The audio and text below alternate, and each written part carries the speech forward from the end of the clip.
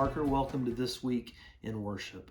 Tomorrow morning, as we gather to worship together, we are going to use portions of Psalm 19 as our call to worship. So I want to encourage you, if you have just a few minutes before tomorrow morning, read Psalm 19 in its entirety. I'm going to give you a couple of things to look for. Now, in verses 1 through 6, this is that just famous passage where David says, "The heavens declare the glory of God, the skies proclaim his handiwork."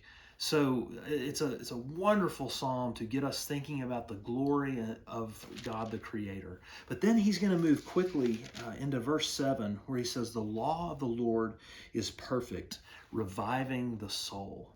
Have you ever thought about the Word of God or the law of the Lord reviving the soul?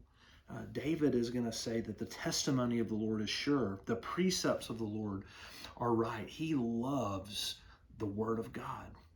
And that's the theme for our worship service tomorrow, is the role of the Word of God in our lives and how it revives the soul. If you look down in your bulletin, it's probably been emailed to you by now, you're going to see that in our confession of sin, we're going to confess sin, and then we're going to ask the Lord to revive us with His Word. Well, that comes directly from Psalm 19. And then at the end of the Psalm, David has considered the glory of God, he's considered the Word of God, and he is cut to the heart because he realizes the depth of his transgression against the Holy One. And you know what he doesn't do? He doesn't despair. Instead, listen to what he says.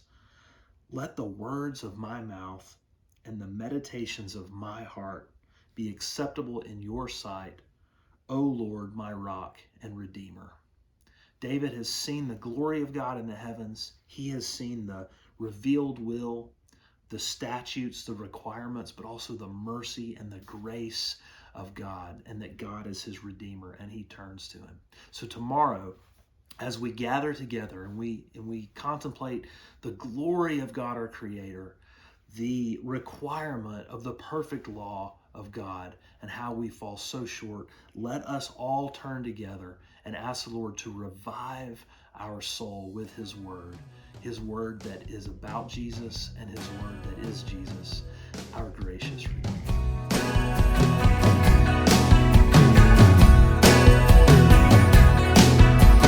Lord of the Sabbath, hear us pray.